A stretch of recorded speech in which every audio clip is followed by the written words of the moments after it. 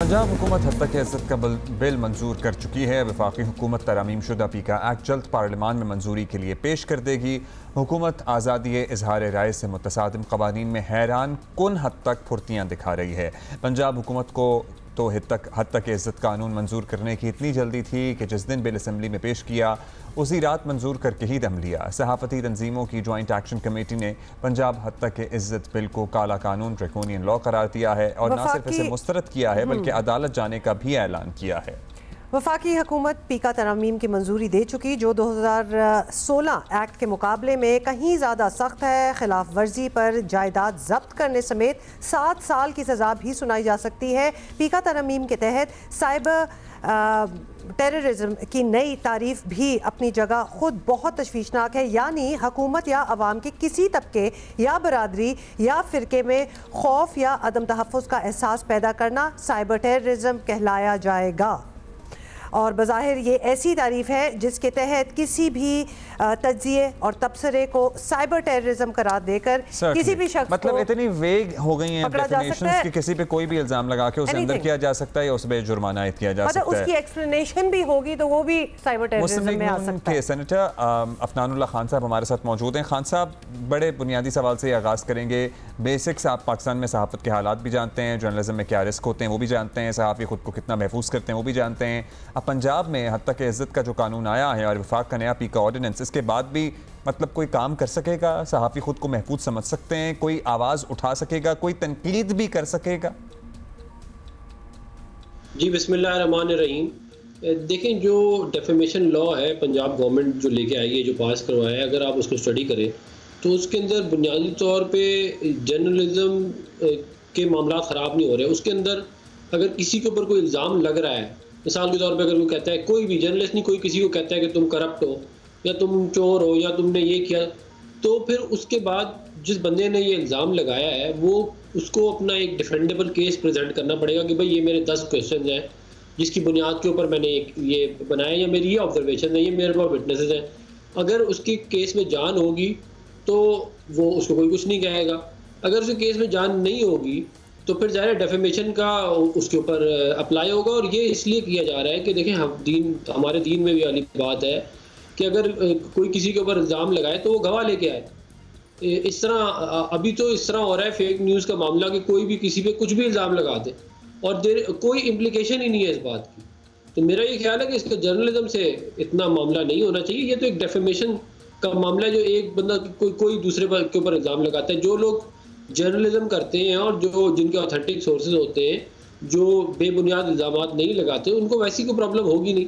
वो तो अपना जो नॉर्मल काम है वो करते हैं। इसमें आम शहरी का भी इतना लिहाज किया जाता जितना इस बिल में हुकूमतों, उनके इमेज, पब्लिक ऑफिस होल्डर्स, उन सब के लिए जो परेशानी जाहिर की जा रही है वो आम शहरी के लिए तो नहीं की जा रही सर। इसकी फुर्तियों पे बात कर लेते हैं, क्योंकि पंजाब का कानून जो है ये जिस अंदाज में लाया गया, सब रवायतें बुलडोज करके फटाफट निपटाने वाला काम था और अब अदालत में चैलेंज भी होगा। और जैसा कानून है, चांस है कि अदालत इसे चलने नहीं देगी। तो पूछना ये था कि इतनी जल्दी क्या है, क्योंकि ये सवाल बहुत इंपॉर्टेंट है। ये कानून लाने की इतनी जल्दी क्या है? हुकूमत ऐसा क्या करना जा रही है जो तनकीद का इतना खतरा है?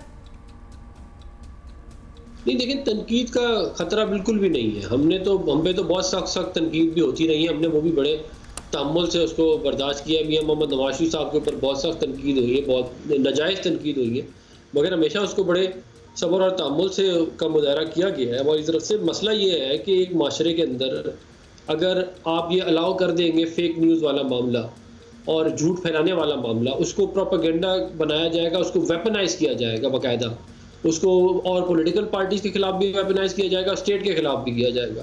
तो ये मामला आप मुझे खुद बताएं ना कैसे चल सकते हैं। इसकी वजह से जो माशरे के अंदर तबाही आ रही है, जो सोशल फैब्रिक हमारा ख़राब हो रहा है, उसकी भी तो किसी की जिम्मेदारी है।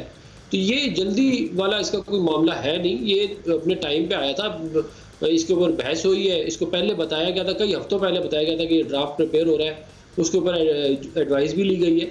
लेकिन ज़ाहिर है तमाम लोग इस पे खुश नहीं हो सकते।